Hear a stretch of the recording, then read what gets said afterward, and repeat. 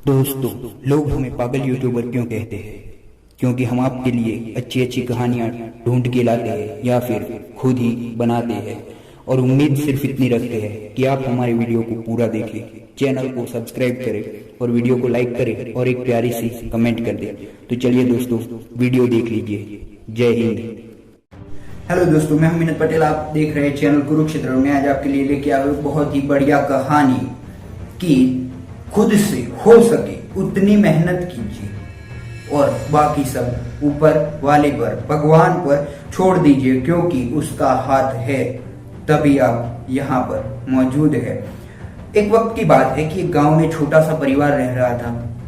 वहां पर उनके घर में एक छोटी सी बच्ची भी थी।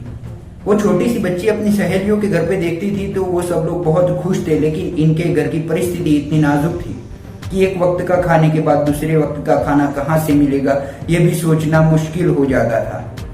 वो बच्ची रोजाना भगवान से प्रार्थना करती थी कि मेरे पिताजी की कहीं पे नौकरी लग जाए, उन्हें अच्छी सी नौकरी मिल जाए। कुछ दिनों के बाद उस राज्य में सेना की भर्ती होती है। तभी उसके पिता की वहां पे सेना में भर्ती में नंबर लग जाता है और वो सेना में भर्ती हो जाते हैं। उसके बाद मिठाइयाँ बढ़ती है, सभी लोग बहुत खुश थे, अच्छी खासी सैलरी भी मिल रही थी, फैमिली भी बहुत खुश था, घर में भी बहुत कुछ अच्छा चल रहा था। जिन तकलीफों का वो सामना कर रहे थे वो अभी उन्हें सामना नहीं करना था। बच्ची भी बहुत खुश थी। लेकिन कुछ दिनों के बाद होता ये है कि उस राज्य पे पड़ोस के राज्य ने हमला कर दिया और अचानक से पड़ोस की राज्य का हमला होने की वजह से राज्य में घोषणा हुई कि जो भी लोग सेना में भर्ती है वो लोग अपनी पोस्ट पे, जहां पे उन्हें लगाया गया है वहां पे जल्दी से जल्दी तैनात हो जाए। इस गांव की भी एक टुकड़ी थी और उसके पिता को भी वहां पर जाना था। तभी उस बच्ची ने बोला कि मैंने अपने लिए आपकी नौकरी मांगी, लेकिन कैसी नौकरी मांग ली कि जिससे आपकी जान पर ही बनाइए, आप मत जाइए वहां पे, क्योंकि वहां पे युद्ध हो रहा है। उसके पिता ने बोला कि अगर युद्ध में जान भी देनी पड़े तो इस राज्य के लिए जान देना भी कोई बड़ी बात नहीं है, लेकिन मुझे वहां पर जाना होगा क्योंकि इस बार राज्य को हमारी जरूरत है और मैं सेना में भर्ती हूँ। तभी उस बेटी को आश्वासन देते हुए उस पिता ने बोला कि वहां ऊपर पहाड़ों पे ऊपर वाला रहता है और वो सबकी रक्षा करता है। तभी उस बेटी ने अपने कागज में कुछ लिखा और अपने पिता को दिया और बताया कि उस पहाड़ पे जो ऊपर वाला रहता है उसे वो दे देना। उसके पिता ने सोचा कि मैं तो उसका हौसला बढ़ाने के लिए बता रहा था, लेकिन इस बच्ची ने तो सच मान लिया और वो चिट्ठी उन्होंने अपने बैग में डाल दी और वहां से पूरी टुकड़ी के साथ जहां पर उन्हें तैनात होना था वहां के लिए चल दिए।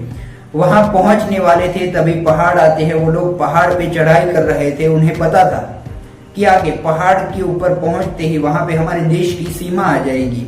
तो उन्होंने सोचा कि यहाँ पे जो हमारे देश का आखिरी डाकघर है उसके अंदर ये डाल देता हूँ और उस पर लिख दिया कि बेटा मुझे माफ करना है, इन पहाड़ों पे कोई ऊपर वाला नहीं रहता है, मैंने सिर्फ तुम्हारा हौसला बढ़ाने के लिए बताया था। उसने सोचा कि ये लेटर मिलते ही बच्ची थोड़ा सा गुस्सा करेगी और क्या पता मैं इस युद्ध से वापस जाऊंगा भी या नहीं जाऊंगा। उन्होंने उतना लिख कर उस चिट्ठी को डाकघर के अंदर डाल दिया। वहां पे युद्ध चलता है, 2-3 महीनों तक युद्ध चलता है। उनकी पूरी टुकड़ी के आदमी धीरे धीरे से मरने लगते हैं और युद्ध बहुत ही भयानक होता चला जा रहा था। 3-4 महीनों के बाद जब गांव में पता चला कि इस गांव की जो टुकड़ी गई थी युद्ध के लिए, वो सेना, वो टुकड़ी अब खत्म हो चुकी है और उस टुकड़ी का शायद कोई भी आदमी अब जिंदा नहीं बचा है। टुकड़ी के जो भी आदमी वहां पे तैनात थे उन सभी के घर में शोक का माहौल हो गया था और इस बच्ची के घर में भी शोक का माहौल था, क्योंकि उसके पिता भी उस टुकड़ी में शामिल थे। लेकिन बच्ची के अंदर अभी भी उम्मीद थी, क्योंकि मैंने उस ऊपर वाले को अपना लेटर भेजा है तो वो मुझे जवाब जरूर देगा। 3-4 महीनों के बाद उस घर का दरवाजा कोई आदमी खटखटाता है। फटे हुए कपड़ों में था, बहुत ही पीटा हुआ था, दुबला पतला सा लग रहा था, चेहरा सुन्न हो चुका था।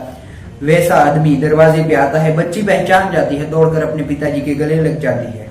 उसी वक्त एक तीसरा आदमी वहां पे आता है और वो बोलता है कि लीजिए साहब जी, वहां पहाड़ों पे युद्ध चल रहा था इसलिए वो डाक हम यहाँ तक भेज नहीं पाए थे, लेकिन युद्ध खत्म होने के बाद हमने जल्दी से ये डाक आपके घर तक पहुंचाई है और वो वही डाक थी जो उस पिता ने उस आखिरी डाकघर के अंदर डाली थी कि बेटा मुझे माफ करना है, यहाँ पहाड़ों पे कोई ऊपर वाला नहीं रह सकता है। उस फौजी के हाथ में वो चिट्ठी आती है, उसने वो देखा, लेकिन उसने किसी को बताया नहीं। उसकी आंखों में आंसू आ गए। उसने सोचा कि कहीं ना कहीं ऊपर वाला हमारे साथ जरूर होता है, हमारी प्रार्थना को जरूर से सुनता है, वरना इतने भीषण युद्ध के बीच भी मेरी सेना के ज्यादातर लोग मारे जाने के बाद, मैं दुश्मन सैन्य के हाथों लग जाने के बाद, उनके पीटने के बाद मैं वहां से भागने के बावजूद भी अपने घर पहुंच गया हूं, तो ये मेरी बेटी ने जो लेटर में लिखा था कि हे ऊपर वाले मेरे पिता को युद्ध से सही सलामत घर पे भेज देना, उसके विश्वास की वजह से ही मैं आज यहाँ पे घर पे पहुंच पाया हूँ। उसका मतलब कि कहीं ना कहीं ऊपर वाला हम पे हाथ रखे हुए है, जिसकी वजह से हम सुरक्षित है और हम यहाँ पर मौजूद है। क्योंकि दोस्तों हम जानते हैं कि इस दुनिया में ऐसी अनहोनियां, ऐसी घटनाएं होती रहती है कि सोते हुए आदमी को भी पता नहीं चलता कि क्या हो गया है। तो दोस्तों ऊपर वाले पे भरोसा रखिए, अपनी जिंदगी में हो सके उतनी मेहनत कीजिए, बाकी सब कुछ ऊपर वाले पर छोड़ दीजिए, प्रार्थना करते रहिए, मेहनत करते रहिए, आपको सफलता जरूर मिलेगी। मिलते हैं ऐसी एक नई कहानी के साथ। आपको ये कहानी अच्छी लगी तो लाइक कीजिए, बेस्ट कमेंट कीजिए जिसको हम पिन कर सके, और इस वीडियो को शेयर कीजिए, उस चैनल को सब्सक्राइब कीजिए। मिलते हैं एक नई कहानी के साथ। जय हिंद।